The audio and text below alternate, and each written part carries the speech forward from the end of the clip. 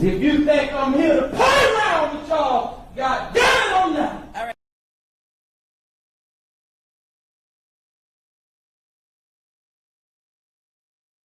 You want me on that wall. You need me on that wall.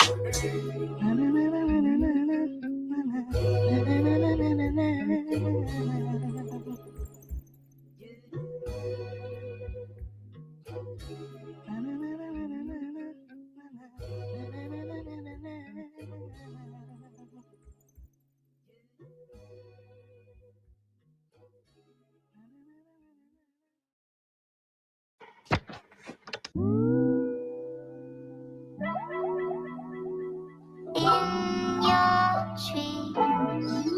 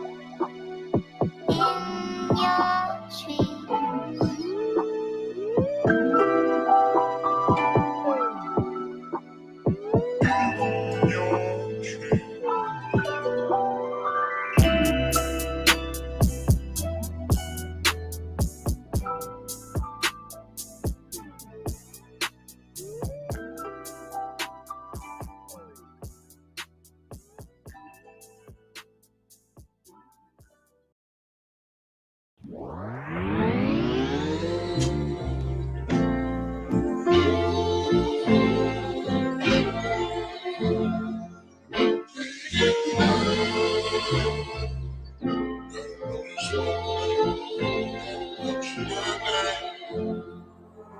my words.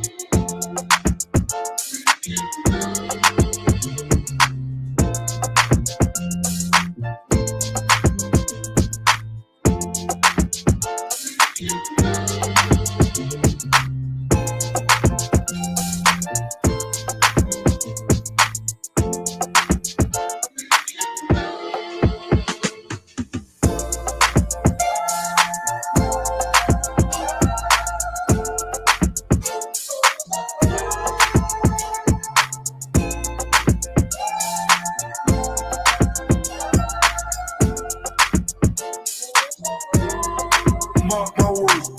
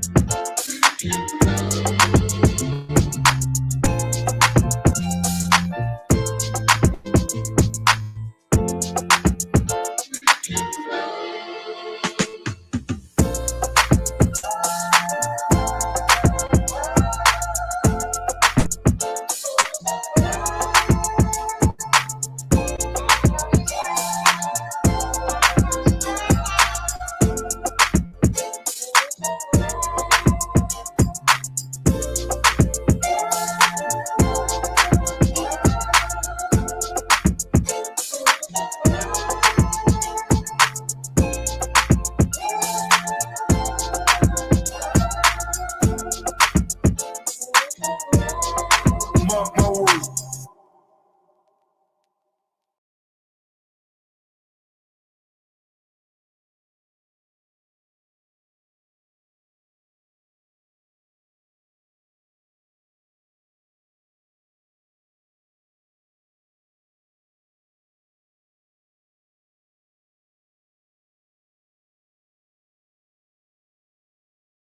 They fixing up buildings they could have been fixed for us, for illegal immigrants to move in. They kicking us out, and it's like they doing it in mob ways. They just show up anytime they feel like it with the police. They taking your doors off your hinges, and they telling you gotta go, either take this check or don't, and you gotta still leave. What kind of check? What is the check? They And need your check might be 500, it might be 1,000. That's not enough to move on. It's not enough to go nowhere. I know. Danny C. from Chicago Flips Red pulled up to 6952 South Paxton on June 24th, just one day before tenants are being forced out of their homes, not by choice, but by a city-backed condemnation order set to take effect tomorrow, June 25th. Inside these walls, families have endured mold, no heat, no water, and dangerous living conditions, all under the neglectful management of CKO Real Estate. Now the city of Chicago says it's time to go, but where's the justice? On June 11th, after canceling a previous meeting, Mayor Brandon Johnson finally showed up behind closed doors, no press, no transparency, just 20 tenants. They demanded building repairs, rent suspension, and real compensation, not the $2,500 hush money offered by the city and landlords. With the deadline now just hours away, residents are being displaced with little support, no relocation plan, and a whole lot of broken trust. Again, Black and brown American citizens in Chicago get abused and neglected for years, but illegal immigrants get hotels, stipends, health care, and all the resources they need using our tax dollar. Illinois has proposed $3.5 billion in the 2026 budget for non-citizens, while American families live in squalor. And when the buildings finally get condemned, we don't get help, we get pushed out. This isn't just a housing issue, it's a housing crisis. And once again, it's Black Chicagoans being pushed to the margins. Boo boo. She said she seen me before. She know. Yeah, she get a lot of haters, but she's always said she's right here in my neighborhood right now, looking after us and reaching out for us. That's beautiful. I'm getting. Look at this. Look at this. Now they putting illegals in. Yeah, they got illegals in great places, putting them in 5-star hotels and stuff. And look at this. These residents been complaining. Period. But they won't come and help. Can I just? You want to come see my apartment because my shit, my setting just like. See? Yeah, they doing a lot of places like this. Yeah, I know. If you working with them, I don't. Oh no, I'm not. Look, I want us to flip Chicago red. I'm a. Look at this, y'all. For 2 years. For 2 years, And you been complaining. Yeah. For 2 years. Mm-hmm. So she's been complaining for 2 years. Look at this. Look at how they got our people living, but they got illegals and housing them, giving them free everything, free housing, every 5-star. They living really good. And look how they got our residents. Yeah, I see. And this is ridiculous. And then you all keep. This is what we are talking about. This is what they choose to spend their money with illegal aliens and not take care of Chicago citizens and the Chicago residents. Oh no! Look, I don't sit right here and play with my life. No, like, yeah, beautiful. Is it? Like I need my money. Risk of mold and everything. What? As soon as you stepping on the bathroom floor, you feel water squish from under the towels. Like you just know it's mold in there. There's gnats everywhere. They flying. Like they spent over 600 million, probably billions, for illegal aliens to house them and give them free everything. They can do this, or they can make the landlord do something about this. Should nobody be even living? He shouldn't be able to collect rent or anything until he fix all this up. But y'all, but see, we allow this. We gotta stand us up. Being black, we don't. People we gotta don't get more educated. Can I say? We and don't that's go out. We don't protest for each other. We don't do none of that. I know. That's what we just sit here and just allow all things to happen to us, black people. I said sometimes our ceilings just crumbling. They just falling like in our rooms, in our bedrooms, in our bathrooms. You just hear like the building just falling the fuck apart. I know. And then look at this. So they coming over today, yes. And but the money they giving y'all, where y'all gonna go? Shit, I don't know. They fixing up buildings they could have been fixed for us, for illegal immigrants to move in. They kicking us out, and it's like they doing it in mob ways. They just show up anytime they feel like it with the police. They taking your doors off your hinges, and they telling you gotta go, either take this check or don't, and you gotta still leave. What kind of check? What is the check? They mean your check might be $500, it might be $1,000. That's not enough to move on. It's not enough to go nowhere. I know. We're here trying to so we're here helping the residents. I want to help the residents. I'm trying to see what's going on, because how is it that our citizens, Chicago citizens, black citizens, have to live like this and don't get no assistance and got to get put out? But you give illegal aliens everything, and then you tell them and you make sure they are fed, they are housed, they're living good. But this is how our Chicago residents, this is what you do to us. And this is not out of my mouth. You're hearing it out of her mouth. So I'm going to get her number, and we are going to. You studying to be a paralegal? Yeah, I'm studying to be a paralegal lawyer right now.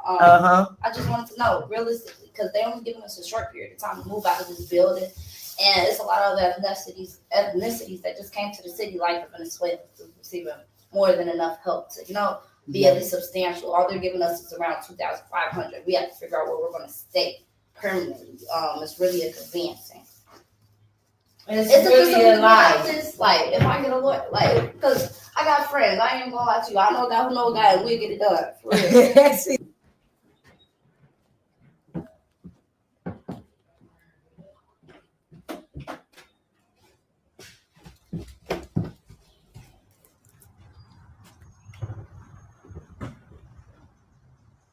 put this one up.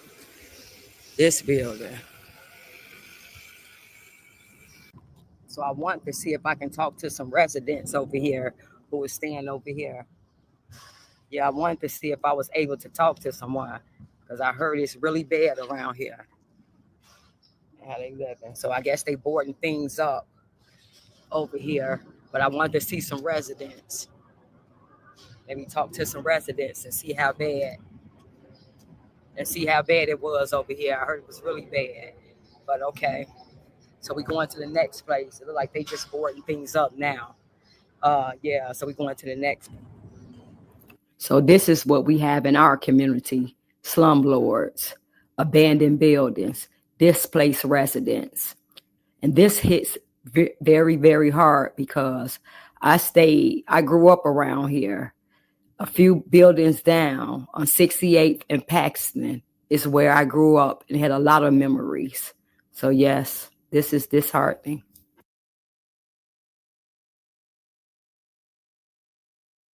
Shout out to Chicago Flips Red. Welcome to the show. Thank you guys for tuning in. Appreciate everybody coming through.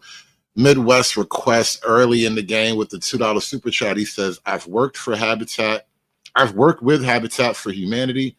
That is real. And I'm kind of building up to the conversation, obviously, because we're going to get to the Beyonce thing in just a minute here. But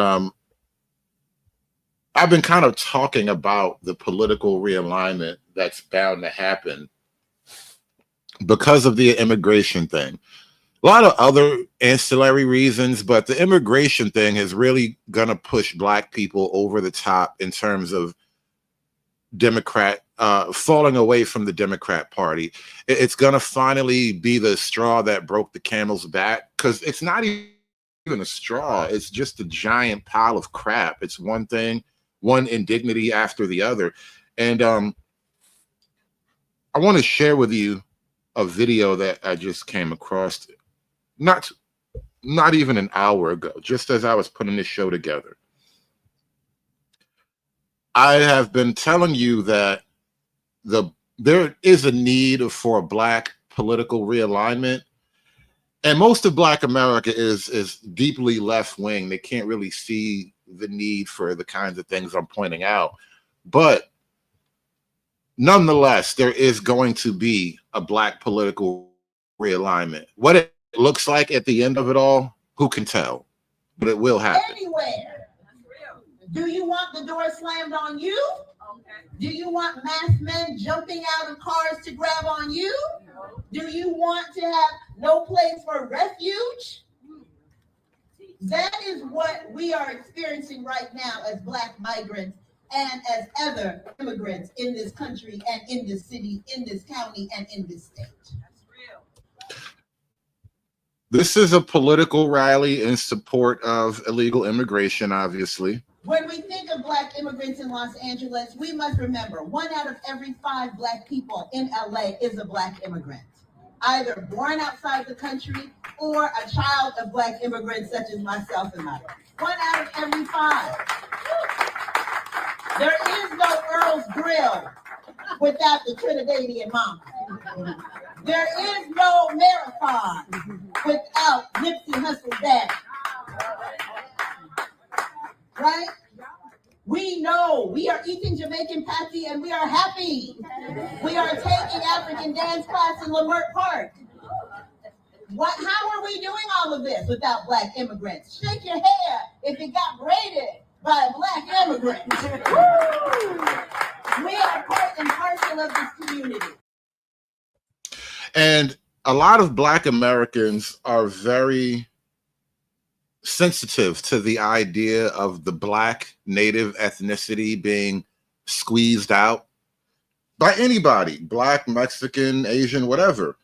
And the FBA movement has kind of sprout up as as an organic defender of that particular Black native ethnic interest. You cannot terrorize a fifth of this community, 20% of this community, and think that it's not Black people's fight. You're deluding yourselves. You're bamboozled, you're hoodwinked. As our Black immigrant brother, child of Sister Louise, excuse me, Malcolm X taught us, right? What we see happening with enforcement right now is just the tip of the spear of what is going to be happening with everyone. It is an expansion of the police state by surveillance.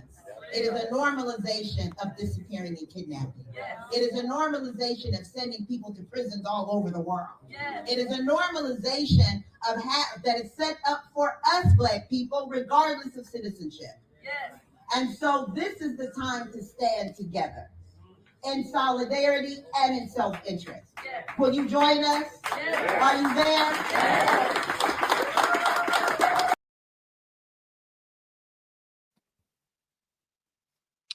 So that happened the other day.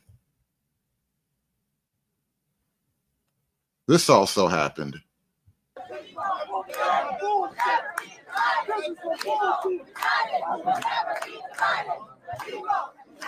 The FBA crowd showed up to protest the pro-immigrant Black rally. The FBA revolution has begun.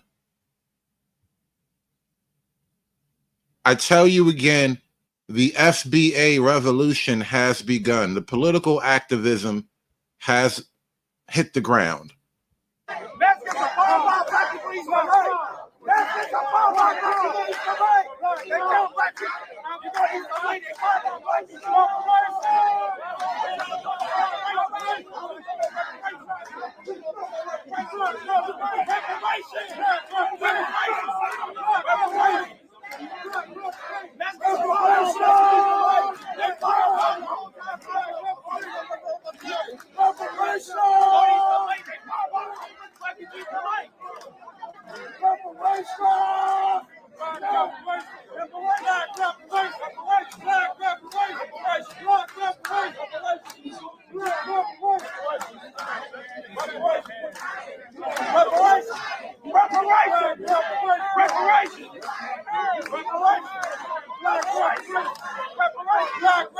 Now, obviously, you hear the FBA crowd chanting for reparations. It's, you know, the main driver of the FBA movement. It's actually one of the major fault lines between Black American politics and a lot of the immigrant politically active people. A lot of the Black immigrant class, they don't really see the race thing as intensely as a lot of Black people do. And so they don't really even care about the reparations issue as much as a lot of Black people do. And so what you get is, among a lot of other divides, a hard political line between the FBA crowd and the Black immigrant crowd, because the Black immigrant crowd is largely happy with whatever they can get from America, and they feel no need to kind of push for anything. They just really don't align with the mainstream Black American political voice. And it's a far left voice, to be sure, but still the divide is there.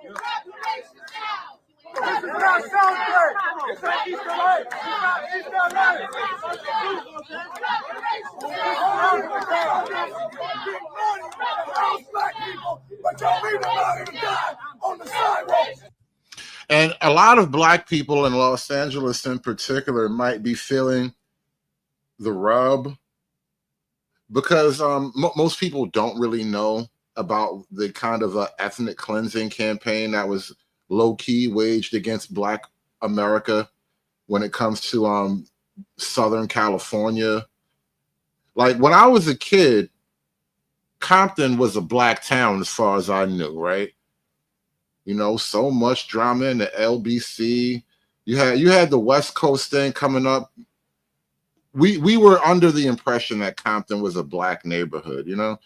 And now it's all but certainly a Mexican Latino community, right? And I don't even know all the details about that. Watts too, right? Shout out to Truth Only. Watts too, right? And Black folk have neither one of these formerly well-known Black areas. And the replacement is real. You know, the area, the neighborhood is still there, but the people are just completely different. And so for a lot of the Black California residents, a lot of these people will know the intimate details of just how their community shifted over the last 2 or 3 generations. And it wasn't all happy diversity course type of behavior. It was a lot of ugly things happening. Oh, you motherfuckers are hypocrites. Y'all motherfuckers make your salaries. You going to live in houses, and we got Black women raising children out that fucking car. Fuck all of y'all. Y'all ain't saying shit about East LA. When the Mexicans are about like East LA, y'all ain't saying shit. What about the LA City Council? When New York is called Black President, a nigga, and monkey in Spanish.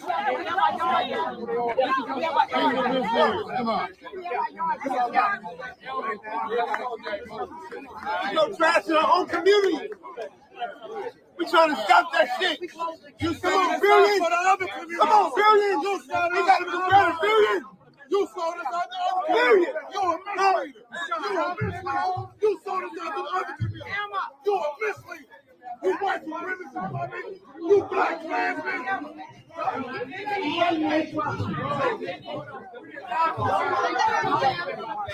One of the pro-Blacks just called the other pro-Black a Black Klansman. Amazing things are happening in the world of pro-Blackness right now. Take note. You white supremacists, you Black Klansmen. You white supremacists, you Black Klansmen. You're a misleader. You white supremacists, you Black Klansmen.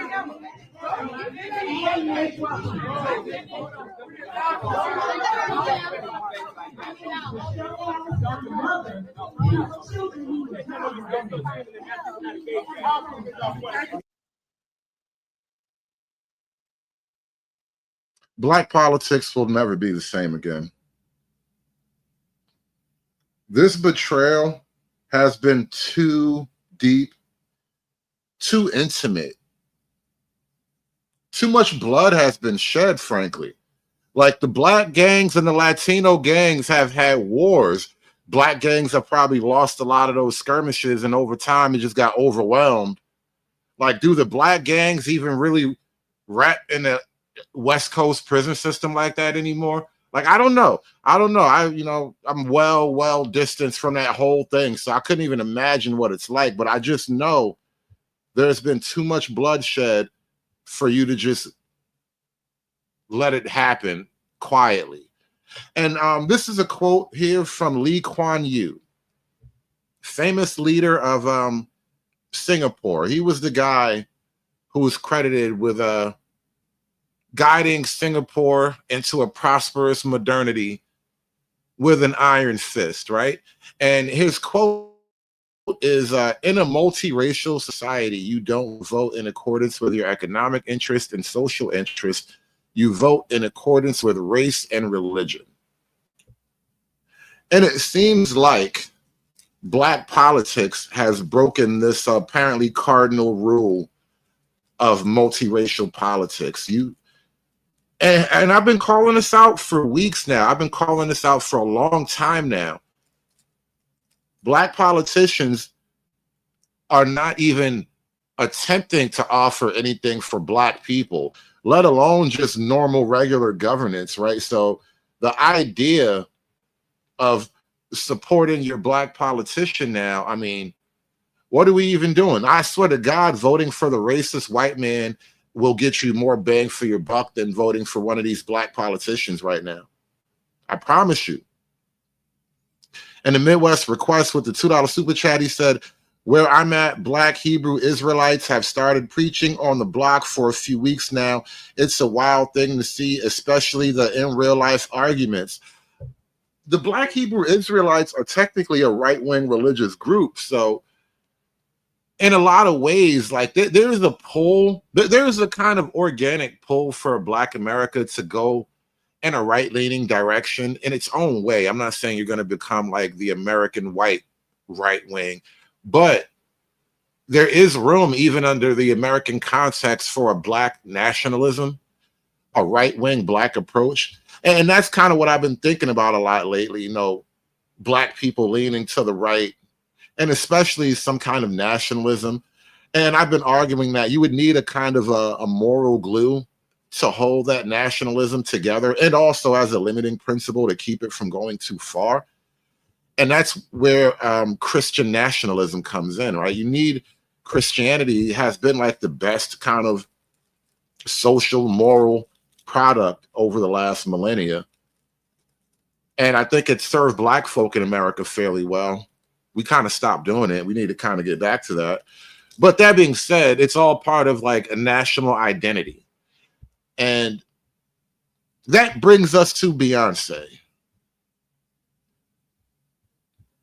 Yes, that brings us to Beyonce. Beyonce done pissed off the people. Dance party with Beyonce is on hold for a little while. We got to sort a few things out, man. There's a Black nationalism that Beyonce has stirred up recently by wearing this Buffalo Soldiers t-shirt. I don't know what made her wear it. I'm not even gonna accuse Beyonce of any deep political knowledge or even having a political goal aligning with American Black nationalism as I talk about it, right? I'm not even accusing Beyonce of going that far. But she put on not just one, but there was supposed to be a couple of pictures, at least two different pictures of her wearing two different Buffalo Soldiers shirts. Like she's repping the merch. And a lot of the far left Black people are a little bit upset right now. They don't really like the idea of Beyonce repping the set as it was. Hit that like button for me, guys. At least one of y'all hit that like button. Bruh, Beyonce supporting genociders just because they are Black. I wish I could say I was surprised. I'm gonna need all the motherfuckers who said Beyonce's American propaganda was subversive to come to the front, because y'all looking really dumb right now. She released a statement in support of the Buffalo Soldiers, who were Black soldiers that were named Buffalo Soldiers after Native Americans who they hunted. She even had the audacity to release a statement calling Native Americans enemies of peace, order, and settlement, also fighting off Mexican revolutionaries. This is American imperialist and settler colonial propaganda in blackface. Mexican revolutionaries, just as those ICE raids was happening, and the day after we go to war. If you think about it, if you really think about what he's talking about and the true history of the Buffalo Soldiers, and you understand that, you know, technically the Buffalo Soldiers were operating on what was effectively the frontier, right? That was the border at the time, right? And that would make the Black Buffalo Soldiers America's first border patrol. Black men, a lot of them ex-slaves, they became the border patrol of the Western frontier. Mexican revolutionaries, Indian war bands, random thieves and brigands, anybody can get it. And that was the job of the Black Buffalo Soldier. I need y'all to be wake the fuck up. I just made a video about how America wants Black people to be patriots, so they'll fight and die for this country. And this shit just came out. The sad part is a lot of Black Americans are gonna eat this shit up and defend her anyways, because her stands for Beyonce and they're too tied to Black identity that they can't even see that they're working against it. Service of white supremacy. What does supporting the Latino community have to do with white identity? And this is actually a very, very interesting argument with the Buffalo Soldiers, because now the Buffalo Soldiers are being accused of American imperialism, American oppression. Remember that whole black people, straight black men are the white people of black people? Well, I guess the Buffalo Soldiers are the heroes. We're the captains of that team, right? They were the captains of that team. But that's kind of what I've been trying to point out about Black America. And I did a whole rant and I really lost it. I don't know where exactly it is or which stream it's on, but I know I just went on a fairly tame rant about the Buffalo Soldiers. But those are Black conquering men. They got written down in the white man's history book of conquering heroes. And that didn't happen all that often, especially for, a Black group. And it's in the context of our American nation. They did that. They had to buy in to the nation. They put it on the line for America. They carved out a path. They carved out some national respect for Black America. And now we're supposed to call them oppressors. We're supposed to call them the bad guys. We're supposed to act like something's wrong with them. Something was wrong with them Indians. That's why they died. That's how I look at that shit. Shout out to the Buffalo Soldiers and all the Mexican revolutionaries they had to kill. They want Black people to fight and die for this country. I see a lot of people be talking shit about America. If you don't like America, go to another country, bitch.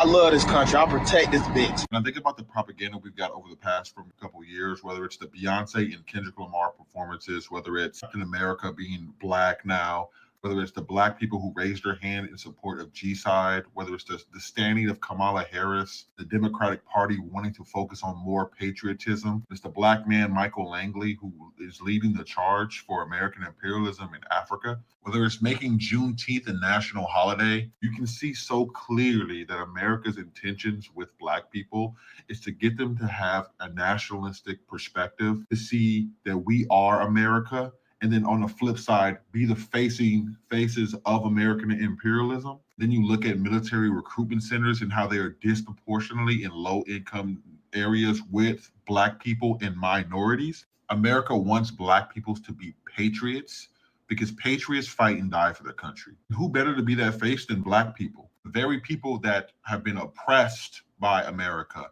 and that the very people that other countries have pointed out as America tries to say that we are so great, but it's like, look how you treat Black people. Who better to be the face of American imperialism than Black people?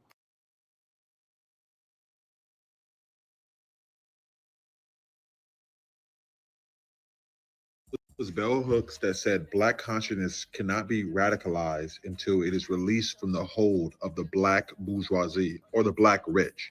And Beyonce promoting the Buffalo Soldiers' absence of any class or material analysis outside of race seeks to remove the harmfulness of white supremacy, because at the end of the day, the Buffalo Soldiers is nothing to celebrate. It is something that is a tragedy. Two minority groups were pitted against each other in the efforts to preserve white capitalism and etc. What do you think the minority groups were doing before the white man ever showed up? You thought the minority groups were just hanging out, having all this diversity fun? Truth be told, the white man showing up kind of stopped the minority groups from killing and devouring one another. Yeah, they did that kind of stuff. It was crazy. You should read a book sometime. Colonialism. As a member of the Black bourgeoisie billionaire class, Beyonce benefits from this propaganda. To speak about class would be also to implicate her own self in the exploitation of her own people, in the aiding of oppression that all people face under the ruling class, while at the same time infusing Black identity with Western imperialism, harvesting the social capital of Black people to aid their own oppression, while at the same time pushing this idea that Black people can be saved by their own individual material successes instead of the collective liberation of the all. Black capitalism cannot save Black people. Only socialism can. And there it is too. You have to understand a lot of your Black thinkers, your pro-Blacks, are deeply socialist at their heart. Their socialism comes before their Black American identity. Because to have a Black American identity is to acknowledge your Americanness, and that is a problem for socialism.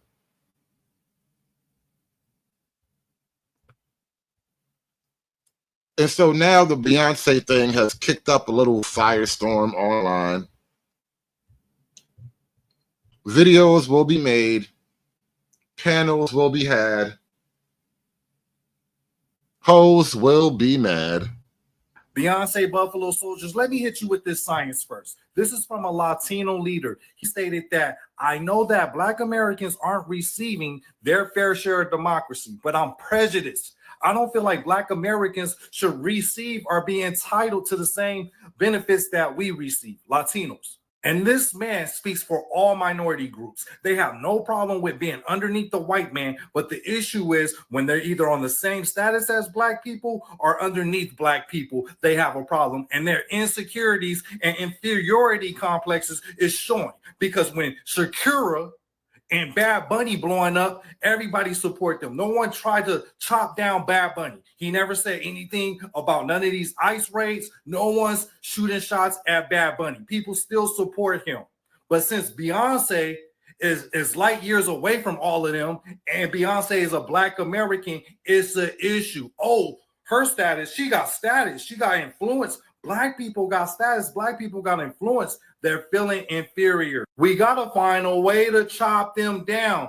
Cool, you do have some Black Americans out there that have no problem with being somebody's lap or being under new management. But for the majority of us, we're now that we're taking pride in our status and influence, it's a problem, and they want to chop you down. No one's more influential than Beyonce. No one has a higher status than Beyonce right now as we speaking. But it's crazy when Black people support Bad Bunny. Black people supported Shakira. Black people even supported Taylor Swift. There was no problems. No one's trying to chop down Bad Bunny. And look at what's happening in the Latino community.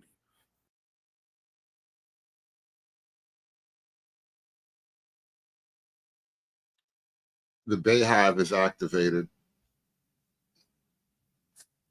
You have now created a problem with the Bayhive. The Bayhive doesn't forget. The Bayhive is loyal to a fault. So now non-Black people are upset, and some Black people are upset at Beyonce repping the Buffalo Soldiers. I'm seeing a lot of Mexican videos and a lot of red Native American videos. SKC, if Black people start voting Republican and flying American flags because Beyonce wore a Buffalo Soldiers t-shirt one time, it would be the most hilarious thing, I swear to God. You know, I love me some irony, bro. It would be the most ironic thing. It could totally happen too. This could be the catalyst, bro. First, the Beyonce Bayhive fell out with the Democrat Party, and then the BBWs are next, bro. Videos dissing the Buffalo Soldiers and dissing Beyonce. I don't really have the energy because there's enough videos on here to explain how the history of the Buffalo Soldiers. There's enough information talking about the Buffalo Soldiers. It's enough of that, right? So I don't even want to go into that. I'm going to go into this. I think the Mexicans, I think the red natives are just jealous that when a Black American superstar, and I hate using entertainers, but Beyonce is a superstar, but she can go to different countries and rep us. You know what I mean? A lot of these people don't have nobody that can rep their culture like that. You know what I'm saying? Like a person like Beyonce can go somewhere and talk about Juneteenth, right? And people in Paris are intrigued to learn about Juneteenth. You get what I'm saying? People are intrigued about that. You don't see other groups go to other countries and perform, and people be like, huh? Who's them people? Who? What? It's not cool. You know, I think it's just more of a jealousy thing. It's just jealousy. They get upset that when Black Americans, man, wherever we go around this world, we shine. And that's what it is. That's what it is. See, because them people ain't gonna never tell their history. They ain't gonna never do that. They ain't gonna never tell how the Cherokees and the other Indians, the red natives used to scalp Black people. They ain't gonna never tell how they own mostly all the Negro slaves. They was more brutal than the YT man. See, Say what? Whoa. You thought I wasn't listening, but I was listening. Indians, the red natives used to scalp Black people. They ain't gonna never tell how they own mostly all the Negro slaves. They was more brutal than the YT man. Own mostly all the Negro slaves. They was more brutal than the YT man. How they own mostly all the Negro slaves. They was more brutal than the YT man. See, they don't talk about that part of the history. How those red natives had all the slaves, the escaped slaves, the free slaves, the slaves that they captured. They scalped. They scalped us, man. Isn't it ironic how just a couple of days ago, I got to find that rant. I really got to dig up that rant I did about the Buffalo Soldiers because it was prescient. I swear to God, I was riding the spiritual wave of Black America's political awakening. I just felt it in my bones. And now here it is.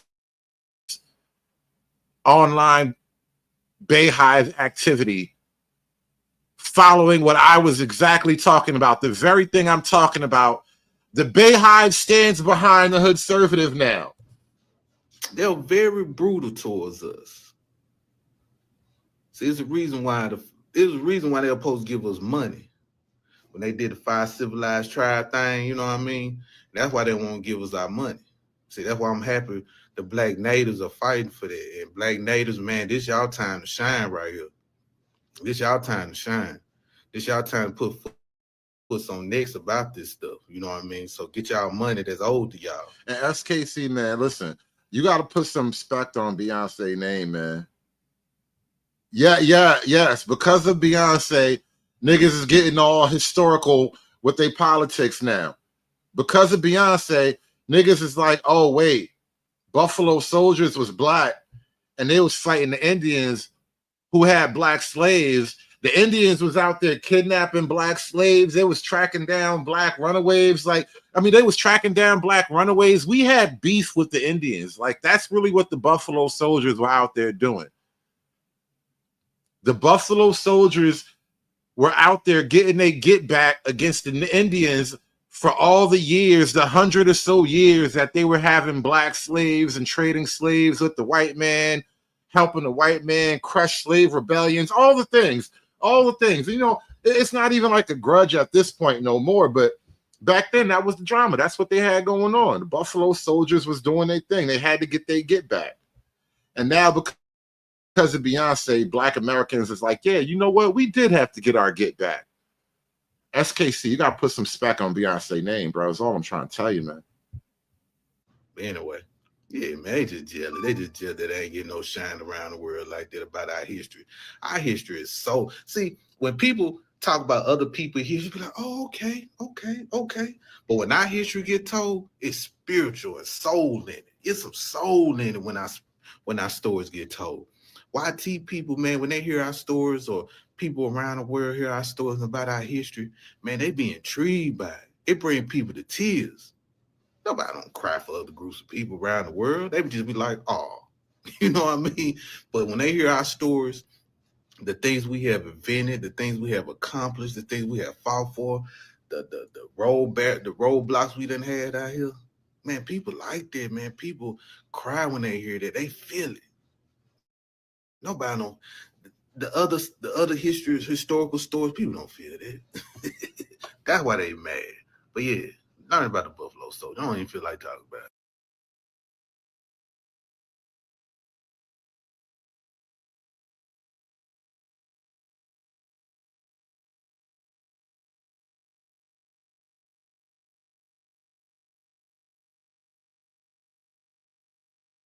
So first, Black people were settlers, right? Y'all remember the girl that said Black people were settlers?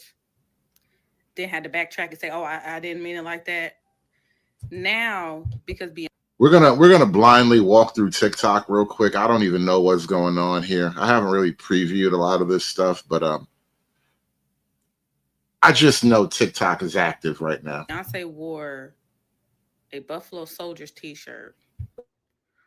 She agrees with the genocide of natives. I don't know what's going on, but the way that y'all are not taking into account of African American pain and struggles and the things that we had to do to survive post chattel slavery is genuinely disgusting to me. You know, it's weird. We're having like a victim off. If you think about it, like Black Americans are like, wait.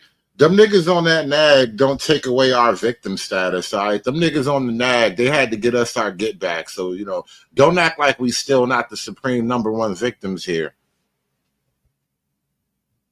I'm tired of y'all trying to make Black people look like we are oppressors in this country.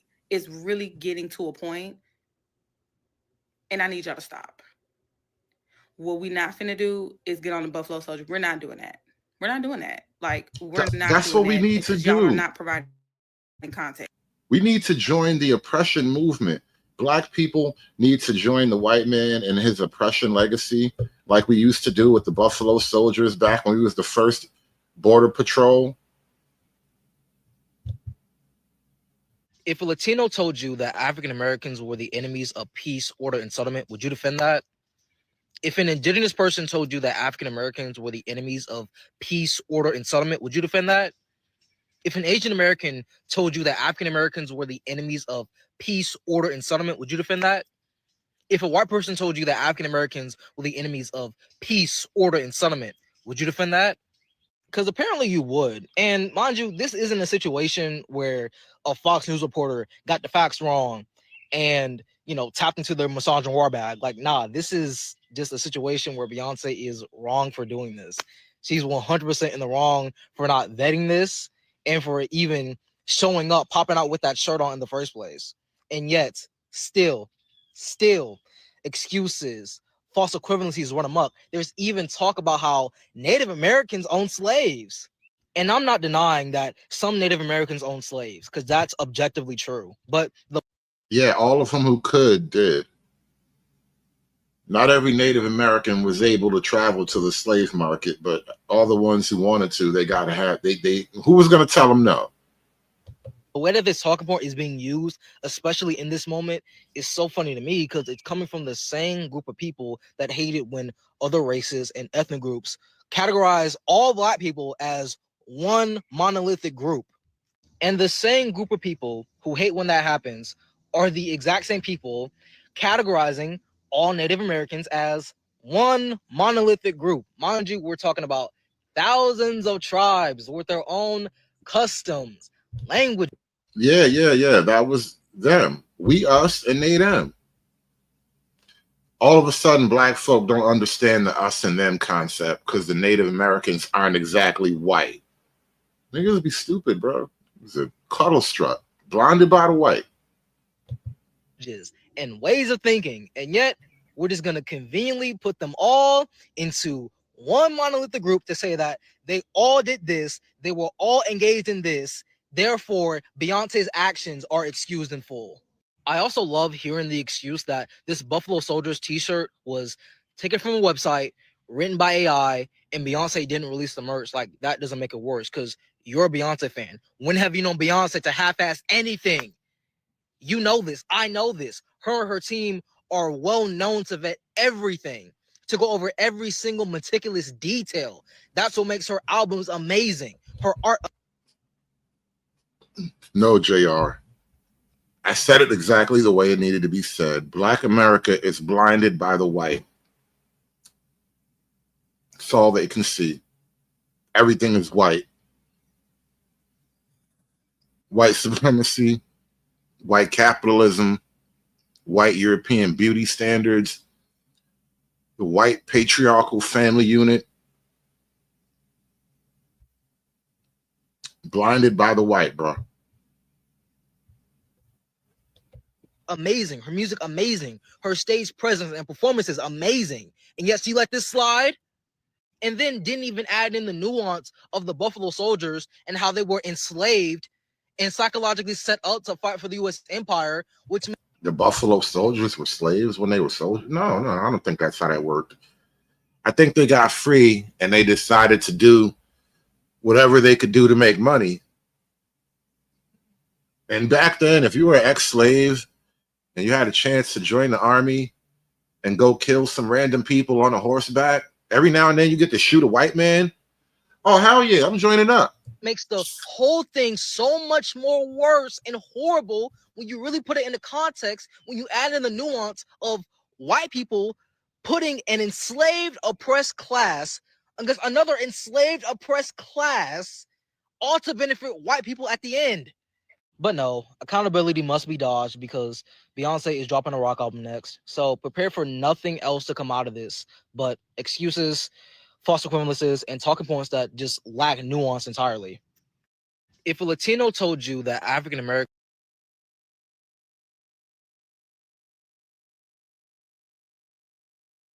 Americans are not going to be resolved of accountability. You don't know your own history, so you get confused when black people talk about ours. The Buffalo Soldiers were fighting for the United States. Y'all was fighting for the Confederacy.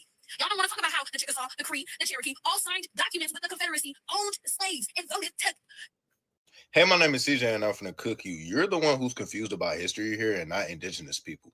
The advent of the Buffalo Soldiers was after the Civil War. This is because black people pre-Civil War were not allowed to enlist inside the Union Army. The 5 civilized tribes, of course, were pre-Civil War and during the antebellum period in the South, but that's neither here nor there because the Buffalo Soldiers and the 5 quote-unquote civilized tribes never encountered each other. This is because the Buffalo Soldiers were out west. The indigenous people out west never owned black people. So yeah, the 5 civilized tribes were like a northeast thing as far as I understood it, you know, the Iroquois and whatnot. 5 civilized tribes were probably up all the way up into Ohio, maybe even. But yeah, I don't think they had anything to do with the West. To try to rationalize the Buffalo Soldiers aiding and embedding in American G-side is null and void when you realize that these two groups never encountered each other, and the Buffalo Soldiers were not fighting some grand crusade for black liberation. They were being used as pawns for white supremacy. And it's also crazy that you say that the Buffalo Soldiers were fighting for America, which somehow makes their crusade somehow honorable, which is not true because you all have literally framed and disassociated the Confederacy and America from each other and have framed America as the liberator in this situation. But when you realize that black people were enslaved under the American flag, just like they were enslaved under the Confederate flag, you'll realize the Confederacy and the United States are one and the same. When you also realize that before the Confederate States succeeded, they were a part of the Union and were reunified into the Union post. Did he say the Confederacy won? How are they one and the same? Civil War with no repercussions for what they just did. You have allowed the United States to frame itself as the enslaver and the liberator, which is not true. The only reason why we freed ourselves from the shackles of enslavement was because of our own self-determination and self-liberation. But I digress. When we actually analyze the situation of the 5 civilized tribes, we have to realize that for the same reason that the Buffalo Soldiers were manipulated by the white supremacist powers that be, the 5 civilized tribes were manipulated by these same white supremacist powers that be. One of the most insidious ways that the Confederacy was able to galvanize so much support from the 5 civilized tribes was because the Confederacy told them that they will give them indigenous land sovereignty, which was something that the Union Army and the United States was not honoring at the time. And they also allowed them to continue the institution of enslavement of black people. So we can acknowledge that just because they wanted land sovereignty, which is inherently a good thing for indigenous people, the ramifications had harmful effects for both indigenous people and the black people that were in chains. This same logic applies to the Buffalo Soldiers. The Buffalo Soldiers were fighting for freedom and social mobility in a racist society. The fact that they were indeed fighting for their own freedom was manipulated by the United States government to further settler colonialism out west. And you also cannot put all indigenous people in a monolith. Not all indigenous people are the same. There are thousands and thousands of indigenous tribes to Turtle Island that have different customs and different histories. So to just say indigenous people own slaves ignores the complexity of indigenous peoples in general, and it is just doing the colonizer's job for them. And what makes this conversation even more complex is when you realize you had a minute black aristocracy which owned slaves themselves. So we see that this conversation is not A and B as you think it is, and it is about a wider conversation about Southern agricultural racial capitalism and how people can play into the systems of white supremacy to play into the degradation of Black people. This inherently means that Black people can play into systems of oppression against each other and reinforce white supremacy, because that's what white supremacy is. It's a constant centering of whiteness within our society.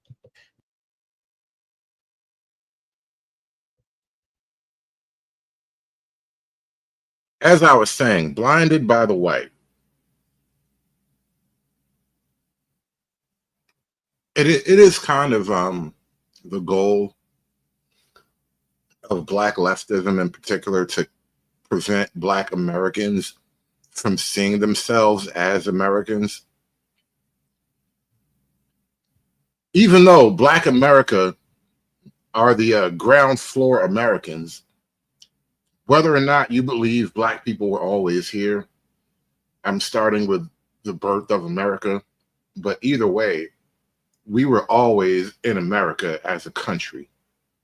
This is why it's ignorant to say that Black people own slaves too. So how is slavery racist and Black people can't complain about slavery? That would be ignorant to say, right? It's because A, we can recognize that Black people are not a monolith, and the only people that were in chains were Black people. And we can also acknowledge that non-white people have always throughout history been used to reinforce systems of white supremacy against each other. Nothing in the society exists in a vacuum and always operates under the greater system of white supremacist capitalism. That's just how it is. So we can acknowledge that Black and indigenous people both throughout history have been manipulated by white supremacists to carry out white supremacist deeds and settler colonialism. But you cannot also ignore how Black and indigenous people both have fought for the liberation of each other's group, and how Black and indigenous solidarity is something that runs deep within both communities. You have to realize that. And exactly, that's exactly the point, Freeman's Journal. He says Marxism won't work if Black people think they are American. Then they'll try to preserve it instead of destroy it to spite the white man. And that's really why I kind of see that the whole white supremacy pill it's a poison pill if you really do care about the interest of Native Black Americans, right? And that's not to say that there hasn't been an ugly history between white and Black people at times, but it was pockets and it was incidents. And it's not like a constant pressure, because Black folk have grown and thrived in America way more, like 1,000 times more than we ever could have in any other country in the world. And so to kind of throw that all away because somebody told you that the white man used to be really mean to you, it's really a false, it's chasing a false history. And so if Black people actually start to buy into the concept of America, even if they don't, even if you do want to maintain your difference from white America, if you want to have your Black America and your Black pockets of life and all that, that still would actually destroy the Marxism concept, right? Because that seems to have been the path that Black America was on before we all became liberal and woke and low-key Marxist, right? We were already having that. That's really what the whole segregation era was. It was two distinct ethnic groups of people with a particular history of racial oppression and dominance attempting to go forward and work it out. And so the Marxism thing only ruined what could have been. Some indigenous tribes allowed Black people to come stay with them to escape slavery, like the Seminoles in Florida, or the many maroon communities that were supported and helped by indigenous people, or through things like Afro-diasporic magic such as hoodoo, which have elements of indigenous spirituality practices. So before getting on here and caping for a Black bourgeoisie billionaire, please do some research about Black and indigenous solidarity and history, and you will realize that colonization and white supremacy is way more complex than you're giving it credit for. And you also have to realize that the G-side and ethnic cleansing of indigenous people is never, ever justifiable under any type of circumstance. Americans are not going to be resolved of accountability. You don't know your own history, so you get confused when Black people talk about ours. The Buffalo Soldiers were fighting for the United States.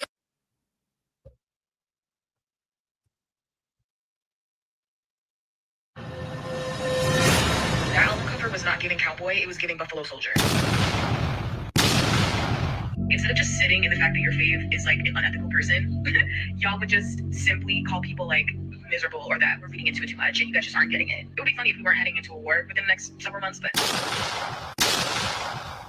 people said that they wanted to find me outside and touch me because of that video. Wishing that people touched me, all because I called a spade a fucking spade. I'm so far beyond the I told you so part of this, but it's like crazy how the same people that were up in arms doxing and harassing people for correctly assessing her function under this capitalist settler colonial state, where she is the #1 tool of the military entertainment industrial complex. The same folks that did not give a fuck about any sort of international solidarity, didn't give a fuck about immigrants, whether they're black or not. The same xenophobic, pro-nationalism, pro-patriotic, pro-American bucket of people are now shitting themselves over the prospect of going to war with Iran. Like, I don't know why y'all are scared. I said this in this video. The entire purpose of this, You know, it's crazy if you hear, like, when you read between the lines, you let leftist people talk long enough, they want immigrants to come to America, yet they hate America. They, you know, nationalism is bad, but America is a nation. So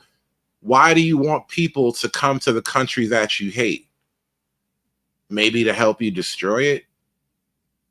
Maybe, kind of, just a little bit.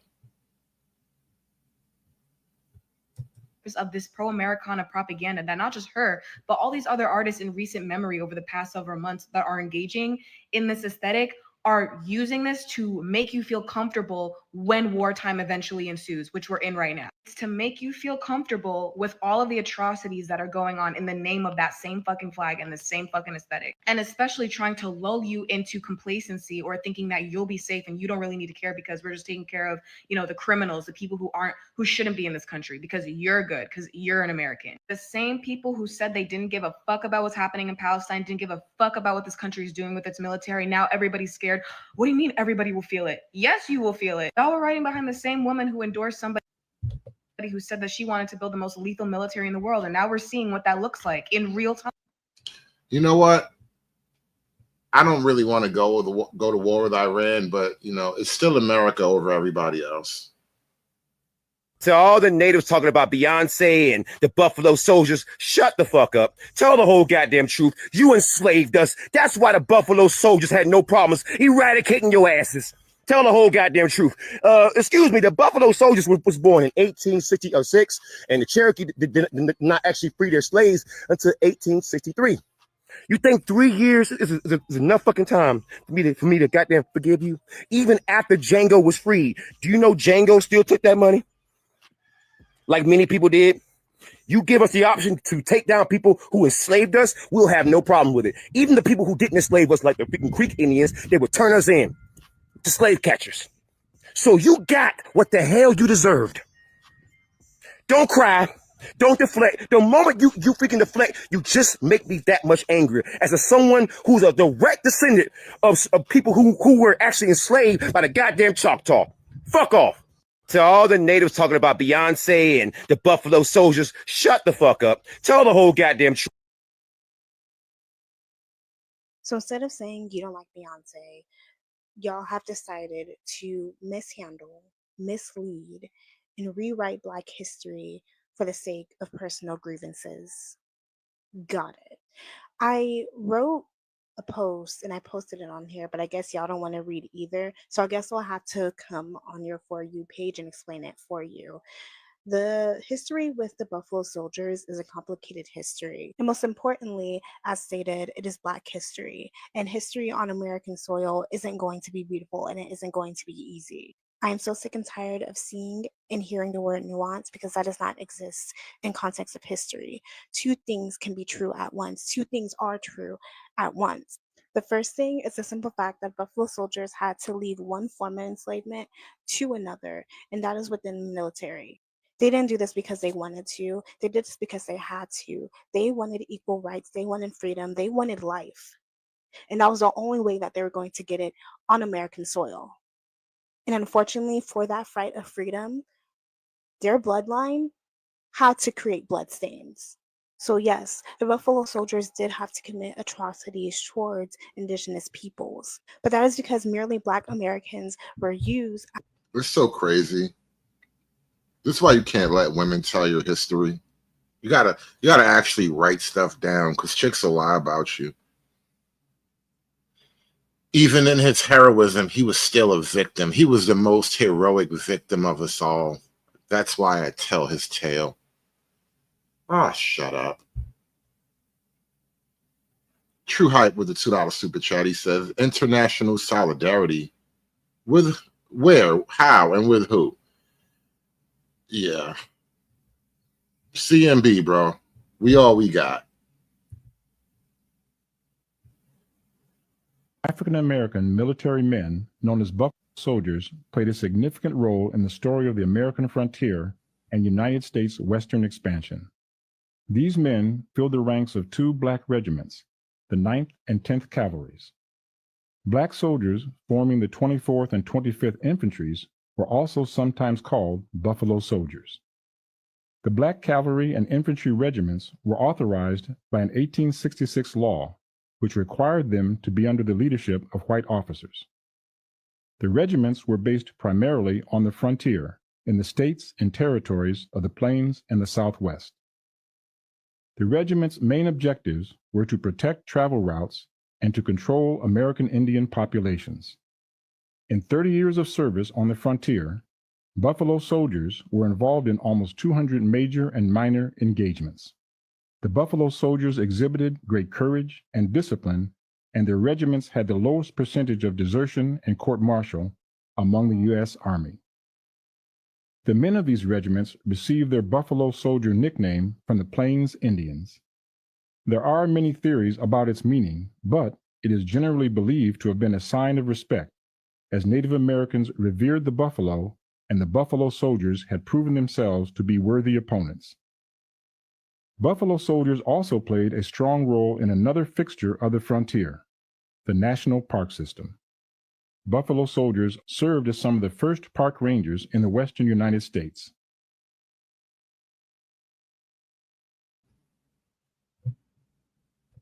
When they talk about making America great again, you got to remind them we were there making America great the first time around. Love it or hate it, warts and all, right? All the good, the bad, and the ugly. We made America great the first time around. And the whole purpose of Black left-wing culture is to kind of separate you from that reality, because there is no history that is perfectly good. No country's history is perfectly good. And so with all of the ugliness that American history has in regards to Black America and the slave population and the slavery and racism and all that, there were still great moments of Black achievement that there were heights that you couldn't even climb to unless you were a Black American. And you can only really,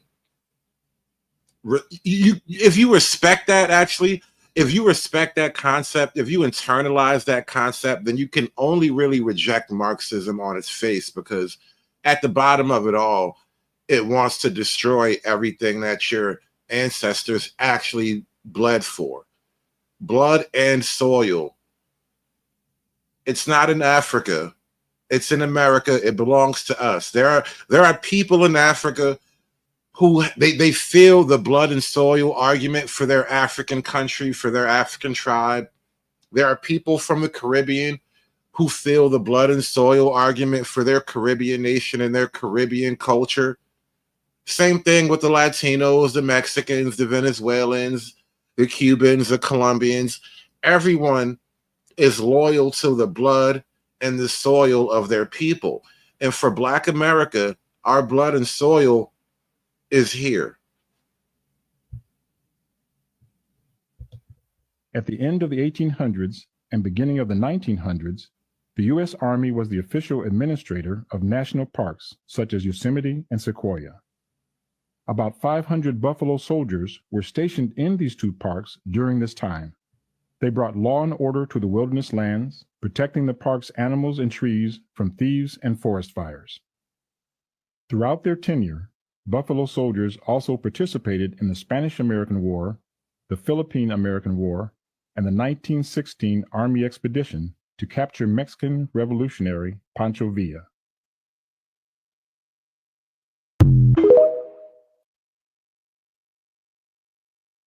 Yeah, we were hunting African-American military men known as Buffalo. We were the first border patrol. We were hunting Mexicans. Pancho Villa was on the run from real niggas because that's how we give it up. God. Beyonce, why? We literally just stopped doing discourse about this thing and propaganda, and then she pops up with this shirt, which this is a zoom in of the shirt. This is her wearing one version, but there's another photo I didn't grab of her wearing the other version. But if you go to the 5th paragraph, it starts off talking about the Buffalo Soldiers, which is like a group of Black soldiers during the 1800s, and then it says their antagonists were the enemies of peace, order, and settlement, warring Indians, bandits, and cattle thieves, murderous gunmen, bootleggers, trespassers, and Mexican revolutionaries. Beyonce! Like Anne-Marie, why? I think the thing about this that's so frustrating is that this could have been a really great opportunity for like the nuance and like addressing the nuances of like discussing Black people and country, and obviously people are discussing West and Western expansion and settlements and things like that, and also acknowledging that like Indigenous culture also has been influential to Western aesthetics and country music as well. I mean, she's been wearing a bunch of fucking turquoise, and that's like Indigenous and stuff, so it's very God. And also it's like Beyonce in her music, in her craft, and all of the time that she takes in this tour and the previous tours and all that stuff is like this woman studies time periods, and it's almost like a historian like. So that's why this is just like, oh my God. And also the fact that I'm like, ooh, the discourse, girl, we just got done with propaganda discourse. We can't take this. I can't take this. It's my birthday. I can't take this. And I don't think she's selling this as merch. I think she was just wearing it. But it's just like, I feel like it's just unfortunately just like a missed opportunity. So, missed opportunity, and like the way that people are reacting to it on Twitter, where people are like, I don't give a fuck about like Western settlement. I'm like, oh, that's weird. That's very weird. Anyways, God, Anne-Marie, why? God. Beyonce, why? We literally just stopped doing discourse about this thing. Shout out to True Hype with the $5 super chat. He says, this new version of Drunk History is lame. Did Shaka Zulu not spill an ounce of blood or what? Fuel cry over that brutality.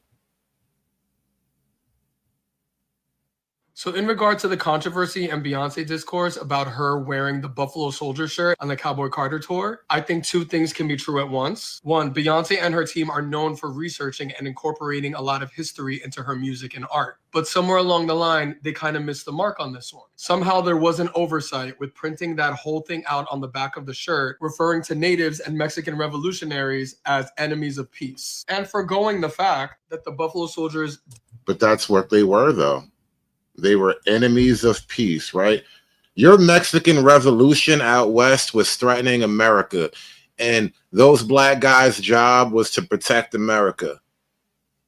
So naturally, we had beef. Plus, it's not like the Mexicans gave a shit about the Black struggle anyway. So, like, we just two dudes trying to do our thing, and my job was to kill you. Your job was to not get killed by me. You didn't do your job. I'm not supposed to feel bad for that. Did in fact take part in mass killings of Indigenous people. So somehow in their effort to celebrate Black Americans and Black soldiers, Beyonce and her team kind of missed that little tidbit. Secondly, while the Buffalo Soldiers did engage in mass killings of Indigenous people, what people are missing is nuance and context. This is a very complex topic, and we need to stop oversimplifying it. It's factually incorrect to say the Buffalo Soldiers are colonizers. Because did you hear what he said, though? Mass killings. It's white man shit. They accusing us of white man crimes. We up there. They accusing us of white man crimes. You heard that? Mass killings of Indigenous people. Buffalo Soldiers did engage in mass killings of Indigenous people. They accusing us of white man crimes, bro. We done got a promotion. We've been elevated. You want me on that wall. You need me on that wall. Yeah, yeah. Respect my game. What people are missing is nuance and context. This is a very complex topic, and we need to stop oversimplifying it. It's factually incorrect to say the Buffalo Soldiers are colonizers, because if you research it, you'll find that a majority of the Buffalo Soldiers were made up of free slaves. Slavery was abolished in this country in 1865, and the Buffalo Soldiers started their work in 1866. And as you know, just because slavery was abolished does not mean Black people suddenly stopped being mistreated. Being a part of the Buffalo Soldiers was a way for Black people to survive, work for a living. They were also illiterate and being fed propaganda by the US government to carry out these missions. In essence, this— Oh, whoa. How you just gonna automatically call all of them soldiers illiterate? That sound like a little bit of Latino racism for real. That sound like that's some of that Mexican racism. You wouldn't have called them illiterate to their face. That's the type of thing that have got you hit with the 6-shooter, bro. You wouldn't have just called them illiterate to their face. How they all illiterate like that? Nah. See, that's why we got drama right now. That's why I don't feel nothing when your people get ran down on by the Iceman. I feel nothing. Matter of fact, speaking of getting ran down on by the Iceman, thank you, Freedmen's Journal, for sharing this. Let's take a quick look. Since, all of my peoples is illiterate. Feds say they believe the company has been hiring illegal immigrants. ICE says the search warrant is for aggravated identity theft. From the air, we could see tents that look like staging areas and people lined up outside of the massive complex on Kings Road. Buckeye Fire Equipment state filing says they make fire extinguishers. They might be illiterate, but they know how to call 911 and report an illegal immigrant. Their website says they supply fire suppression systems for restaurant kitchens and suppressing foam hardware. Now, I did actually speak with a woman just moments ago. Whoa, those sound like great jobs. Those sound like awesome, amazing jobs to have. I would like to be on that workforce. I would love to be on that production line. Complex on Kings Road. Buckeye Fire Equipment state filing says they make fire extinguishers. Their website says they supply fire suppression systems for restaurant kitchens and suppressing foam hardware. Now, I did actually speak with a woman just moments ago. She says her mother is inside. Her mother works at the facility. About 1 o'clock this afternoon, she said her mom texted her and said there is an ICE raid going on here. She rushed over here. She's very concerned about her mother. She says that they are inside. The last text she got from her mom. That's a big facility. You can cram hundreds of illegals in there, bro. That's a big facility. A lot of illegals, bro. And I'm talking about in the basement, up in the crawl spaces. You can cram so many illegals in that place, bro. It's crazy. Her mom told her that they are dividing people up into groups of 5 and checking their IDs. We are still working to learn more from ICE on if they've made any arrests and what those charges are. Yeah, see, you know what the problem is? We don't have Buffalo Soldiers anymore. We used to have Buffalo Soldiers, and it was their job to stop that kind of stuff from happening. This is what white supremacy does. It pits 2 marginalized groups against each other, which in turn prevents them from fighting their actual enemy, which is the Caucasians. In conclusion, and I say this as a Beyonce stan. Now you hear that, right? Oh, it's the Caucasians. Now, since we're laying it all out on the table. You hate them. They allegedly hate you. Allegedly, right? We hate them. They allegedly hate us, right? So theoretically, you and I are supposed to team up against them, right? Because that's who the enemy is, right? And shout out to the enemy. Everything is coming out in the open now. People are being blunt and honest about their intentions and whatnot. It's the internet. The internet is allowing us to be honest like never before. You teach me all my life that the white man is the devil? What the hell is that? Come on, you teach me my whole life that the white man is the devil. Now you tell me it's all right for him to come among us.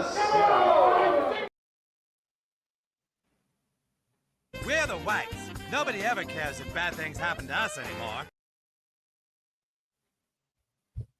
So it's all out in the open, right? Fine, fine. What if, now hear me out, I know it's a crazy idea, because you want me to team up with you to tear down the house that we have been building with the white man that you and I allegedly hate together, right? Right? Okay. So what happens then? Do we live in the house together? Do we live in the ruins together? Do we share the rubble? Do you rule over me in the rubble of the house that we burned down together? I have a counter proposal. What if I team up with the white man, save this big, beautiful, former plantation style house, right? And we chase you guys out and we send all of you guys home. What if we do that instead? What is your counter proposal to that? What, you're going to call me a racist? You're going to call me an oppressor? Are you going to say I'm acting just like the white man? Nigga, please.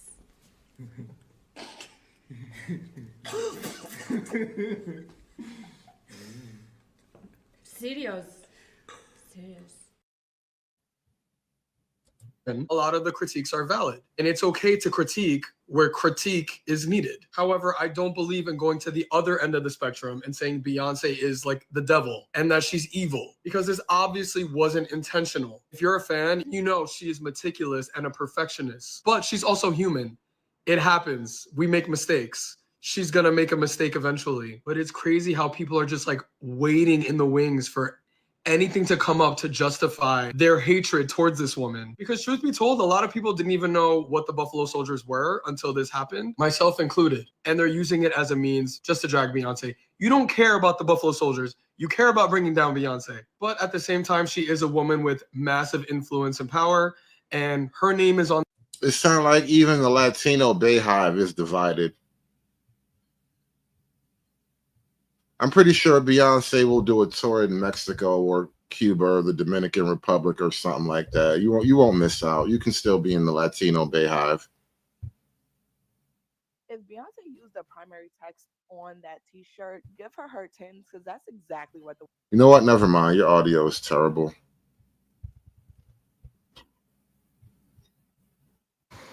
We were the oppressed, and sometimes we were also the oppressor.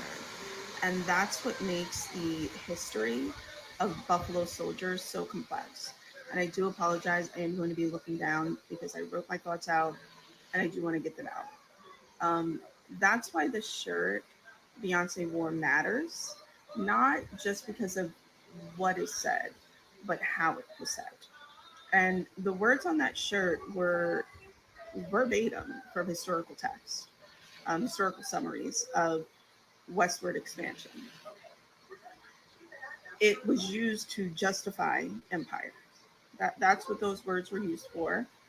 They were propaganda. Yeah. What that means is, for the dumb people, Black Americans, whether you like it or not, we are a part of the American empire.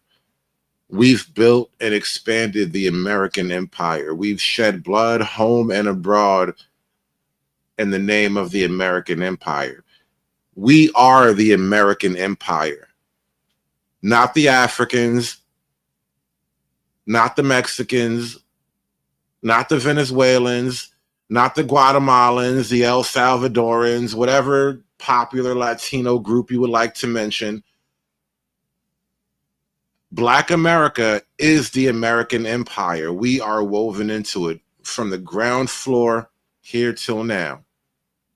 And there's no separating that.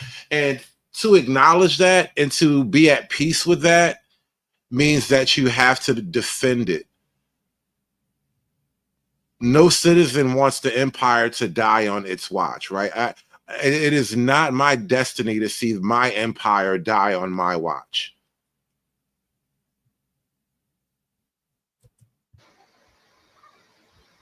But that context matters, and whether or not you agree with Beyonce's choice, the content we do have to keep it in the context of what it is. And we know everything Beyonce does is intentional.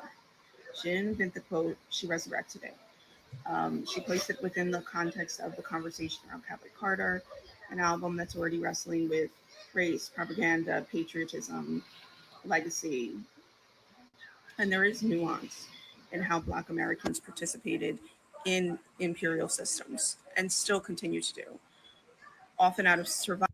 There's no nuance, right? It's not all that nuanced. It's actually pretty black and white. We kicked a lot of ass from sea to shining sea, from here to the shores of Tripoli.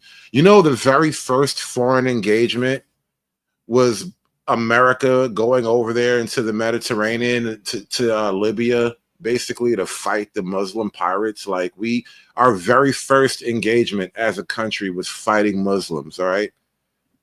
So I need you to understand, from a historical perspective, our two foreign enemies outside of the British, obviously, but we're good with the British, but we were fighting Muslims and we were fighting Mexicans.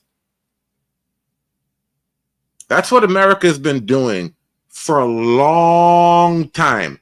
Long time. From the halls of Montezuma to the shores of Tripoli, we've been fighting Muslims and Mexicans.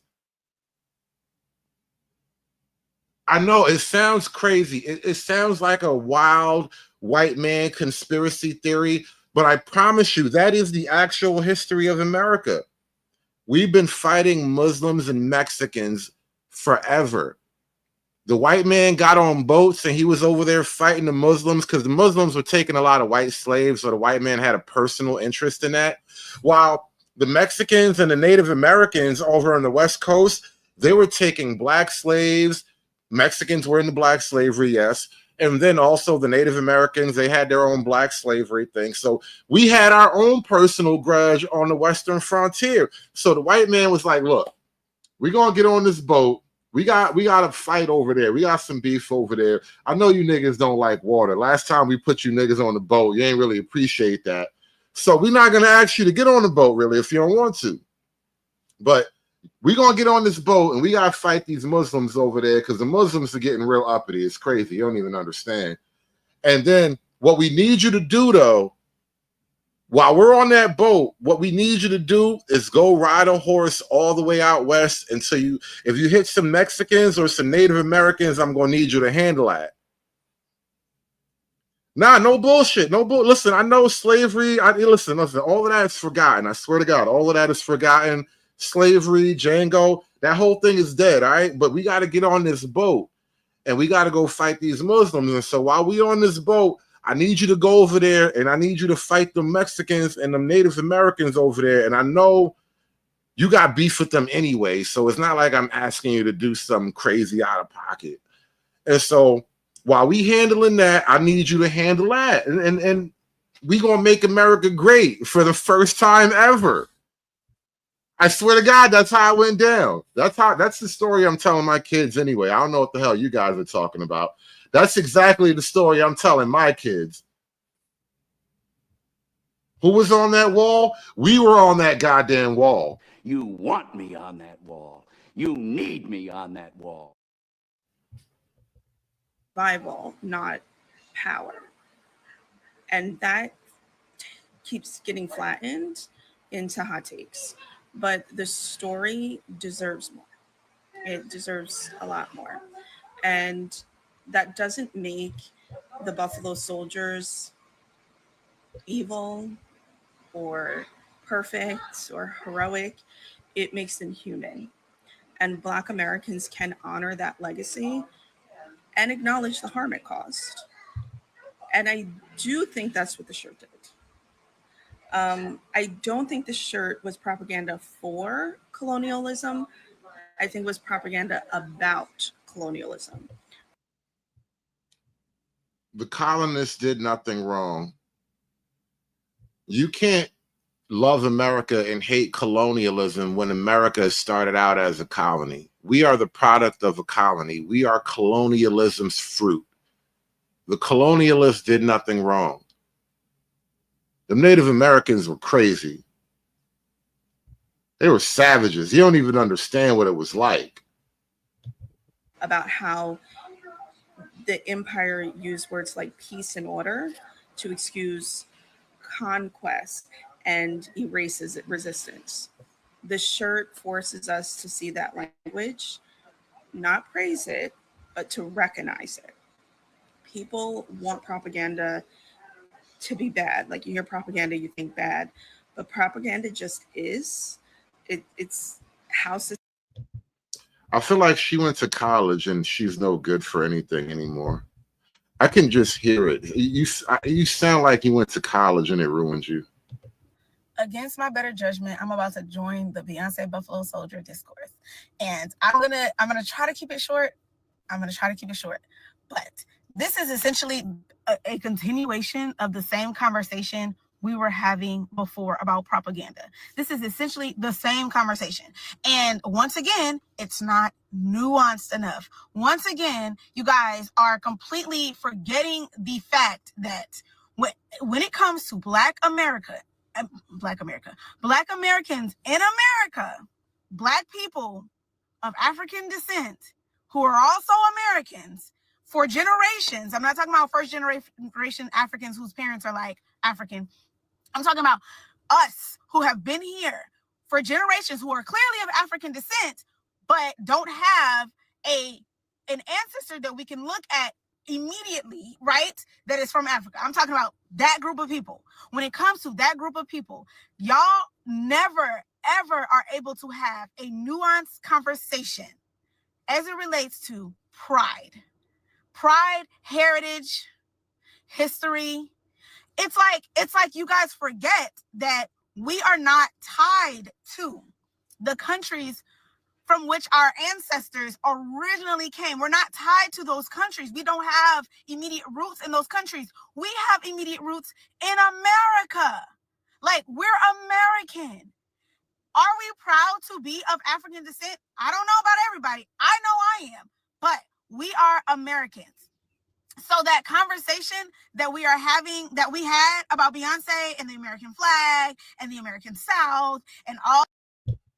You know, really quickly about the African descent thing. You know, I suppose we come from Africa in the grand Darwinian sense that we all, you know, all life started in Africa, right? But I don't really ponder or consider myself my African identity. There is no such thing as my African identity. Like the phrase African American really doesn't, I don't care for that phrase because I don't want to be under an African label. And then honestly, as I travel and I intermingle among different groups and I see what it is, like I have actual African relatives, I swear to God. And I've been a part of certain African functions. It was a long time ago growing up, but I have African relatives. And even now as an adult, when I mingle with different people and I see how the different cultures are, Africans are a completely different group of people. They just are. And I'm trying to say that without any kind of like shade or disrespect, or like, it's not even some kind of emotional thing that I'm trying to point out. It is really just that you are you and I am me. And it's impossible for us to be the same. All that, like, you know, propaganda and all that, all those visuals and what that meant and everything like that, and being country and cowboys and all that, y'all failed then to have a nuanced conversation about it, what it means to be proud, and how you can critique America and still understand that your country was built by your ancestors and there's still pride in that. You can still critique America though. And I believe it's kind of similar to how y'all did that girl. I think her name was Marissa on Love is Blind, how she was like proud to be a veteran and she kind of was at war with herself because she knows like She knows like the military isn't just the best, you know what I mean? But she's still proud of being, you know, of her service and everything like that. It's similar to that. I am a child of 2 veterans. Their veterans are all up and through my family. Y'all, like so many, impossible to count, right? She comes from a military family. Because that is a thing in Black America. Not a huge thing, but it is a thing. I have distant relatives that are technically of a military family.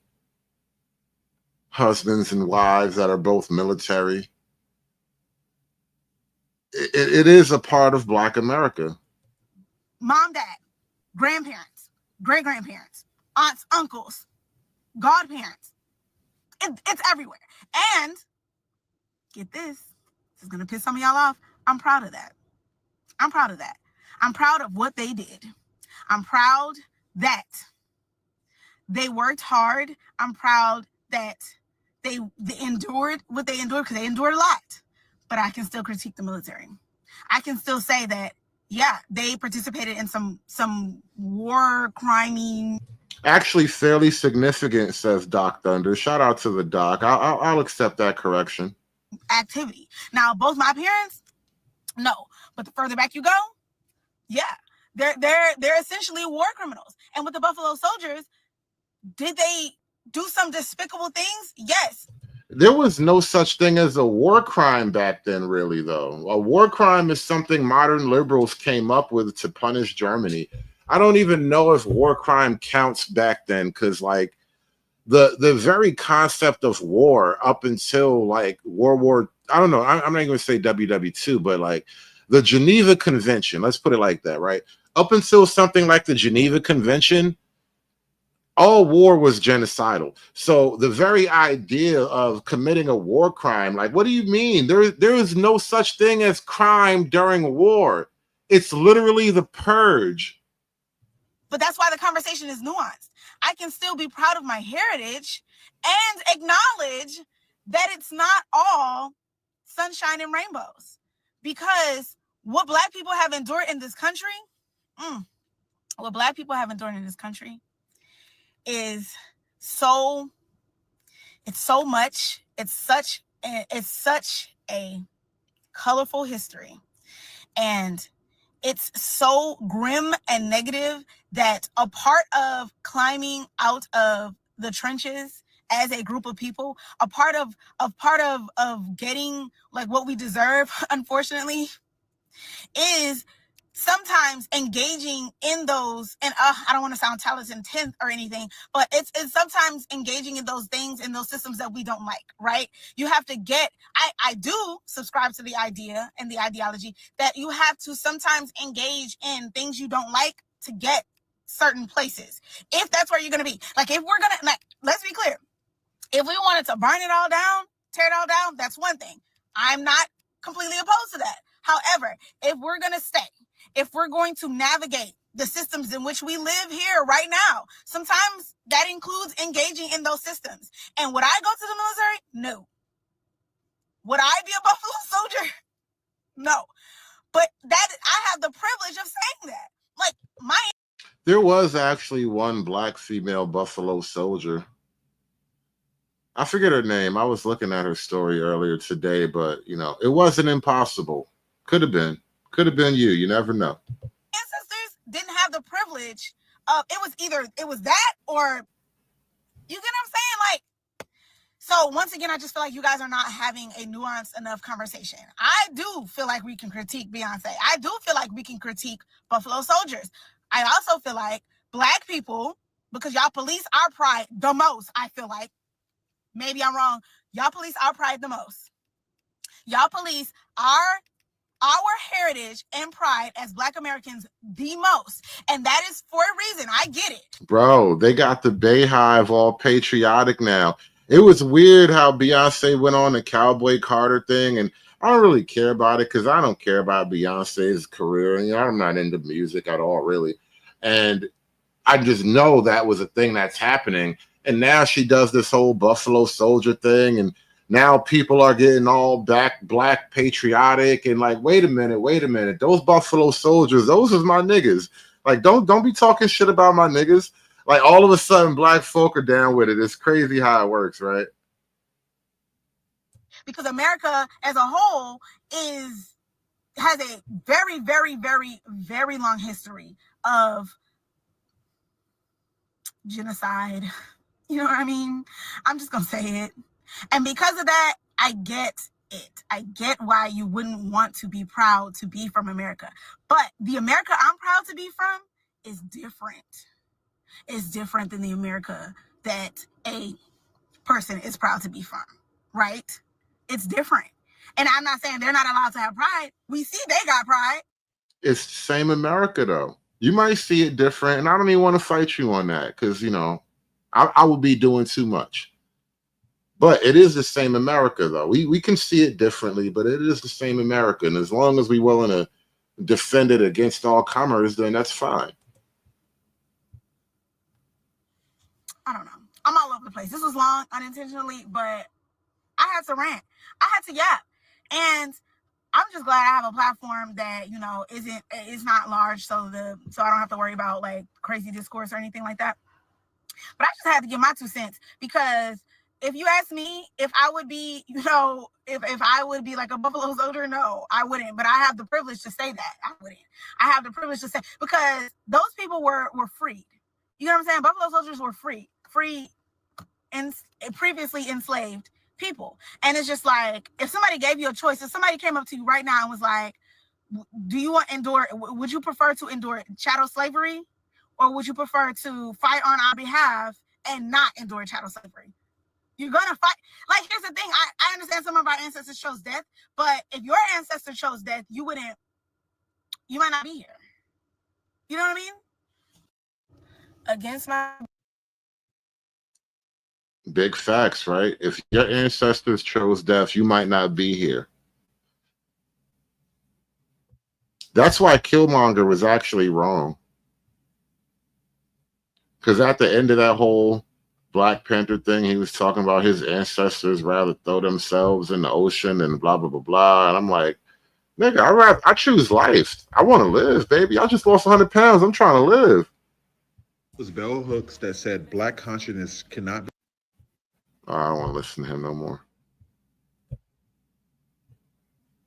Beyonce, Buffalo Soldiers, let me hit you with this science first. This is from a Latino leader. He stated that, I know that Black Americans aren't receiving their fair share of democracy, but I'm prejudiced. I don't feel like Black Americans should receive or be entitled to the same benefits that we receive, Latinos. And this man speaks for all minority groups. They have no problem with being underneath the white man, but the issue is when they're either on the same status as Black people or underneath Black people, they have a problem. And their insecurities and inferiority complexes is showing. Because when Shakira and Bad Bunny blowing up... I feel like I just played that clip. I don't know why that just did that. Even though I'm a radical leftist, I never really grew out of my she-tep or female hotep. I call them she-teps. Female hotep phase where I don't like Beyonce, and I'm still stuck on the fact that I want her to bring back her R&B with a little bit of funk. Like maybe make a rock album / R&B album with a little bit of hip hop. Maybe put Jay-Z on a few of them, even though I don't like him. He get on my nerves. But the Buffalo t-shirt, the Buffalo Soldier t-shirt that she was wearing, I feel like even though I don't like her, I feel like I don't trust her ever since she did that Black Lives Matter situation and then turned around and wore that blood diamond. And we already know that we like global solidarity is going to save us from the hells of capitalism, because you know racism and capitalism, they work hand in hand. But I just feel like some of y'all is just upset, but it's Juneteenth. And even though I feel like she is doing the American thing too much, I do feel like the Buffalo, it was interesting because I didn't know anything about it. And I just think that she just speaking on history. I do think it's dramatic as hell because you got the whole quote back there. But I mean, I don't know. I mean, people post. It was interesting because it was a whole article on it. I didn't know that it was that deep. Like it was, they said they was enemies, and they put it out there. Yeah, Beyonce got them thinking. That's crazy. Beyonce got the chomos thinking hard about the history now. They're like, wait a minute, hold up. The queen done said something that I don't quite understand. And I can't just get mad and want to fight because that is the queen. So now I have to use my brain. And I'm not really accustomed to doing that. This is all too much for me. Beyonce got the Bayhive in a tizzy right now. You know what black men had to go through was interesting. Lord have mercy. But that's all I wanted to say. I think it was just she was just posting history. I don't think she was expecting backlash like she was supporting imperialism. I just thought that she was just putting out a piece of history. And I don't like the bitch. I don't like the bitch. She has ill intentions. Okay, she's evil. But I don't think this is evil because it's Juneteenth. I mean, I just think that everybody with the foundational Black Americans is just the vibe. She just came out with the country album, like Black people is not ashamed of our history. I don't know what y'all want us to do. It's just Black people feel strongly about it because we always talk about we were slaves. It's just sickening, Even though I'm a radical leftist, I never really grew out of my sheets. But we wasn't all slaves though, right? And some of us actually had a life after slavery, you know what I mean? And it's not really a helpful kind of telling of history if black folk are just locked into slavery forever, you know? A Beyoncé usou uma camiseta do Buffalo Soldier. No, I don't speak French, baby. I could definitely see this perspective about Beyonce's shirt, but I feel like if someone has to tell you how to interpret something so clear to us all, obviously, because there's reason for all this conversation. I don't really want to listen to him. That shirt presents what happened in the history. I'm sure the Buffalo Soldiers, black men who probably were not able to read and write, learn how to read and write, they didn't write that. I'm pretty sure. Why? Why are you assuming them niggas was illiterate and they didn't know who they was fighting? Why? All of them niggas couldn't read. I mean, one, it's not like literacy was all that widespread back then anyway, but to just automatically be like, nah, they was dumb. They didn't know what they were doing. Come on, bro. Sure, white men wrote that. I'm pretty sure she does not believe that Native Americans and Mexican freedom fighters are people that should be. Bro, freedom fighter is a fake term. We had beef. It is what it is. They live up the hill, we live down the hill. We got beef with up the hill, bro. I don't know how else to explain it to you like that. I need to explain it to you in hood nigga terms so you can get it. They from up top, we from down bottom, and we got beef with them up top niggas. We don't like how them niggas be acting. Like that, it's really that simple, bro. All of a sudden, you don't understand we was ganged up back then, and they wasn't in our gang. Unalive. I'm willing to believe she is just educating as she has been doing for the past couple of albums about Black history. The good, the bad, and the ugly. I am not defending her. I'm just tired of y'all picking and choosing Black people only to be the face of the problems in America. Every time y'all open your mouths, you call this woman a billionaire. She's not. But the billionaires y'all seem to never have this much smoke for. But that's why I like what she's doing, because she's showing that even after you get past all of the BS that has happened to you in this country as a Black person, you still cannot feel American without other people having shit to say. You can't talk about your history. You can't do anything. Why? Because y'all get butthurt and y'all accuse us of wanting to mass G-side everybody. Hey, bro. Sometimes you gotta do what you gotta do. You want to be number one or no? Because see, this is what liberalism has kind of put into the mind of Black Americans. This idea that we're all in it together, right? Especially in like this context of a racial struggle. This idea that we're all struggling together against the white man. What in reality, every other ethnicity is struggling to dominate us and replace the white man, right? And so, again, the Afro Samurai thing, right?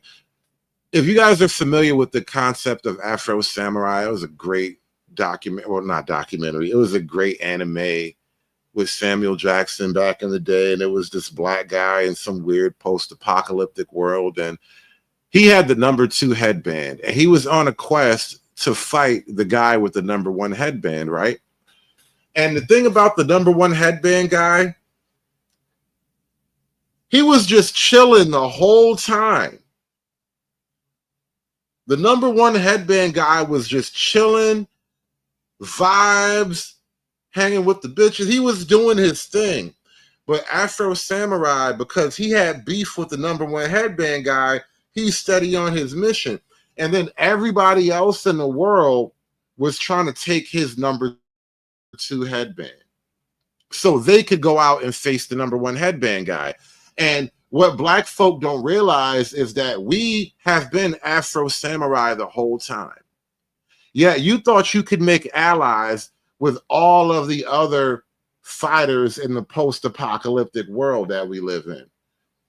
But in reality, it's just you and the #1 headband guy, and everybody else is trying to take both of your headbands.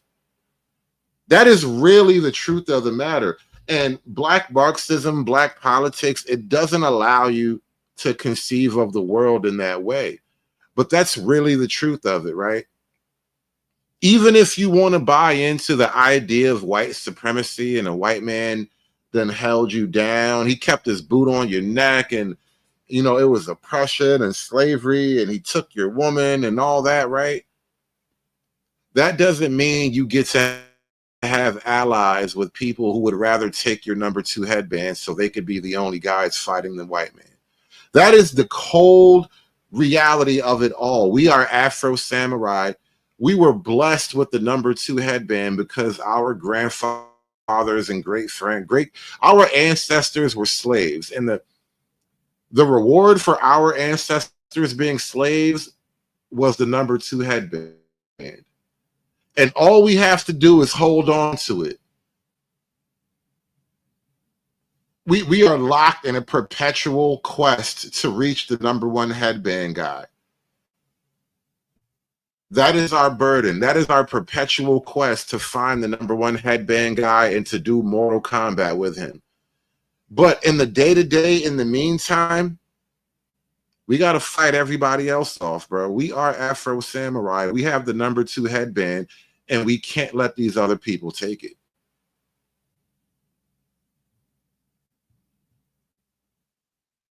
Aspiring to be patriarchs like what white men have, that isn't freedom.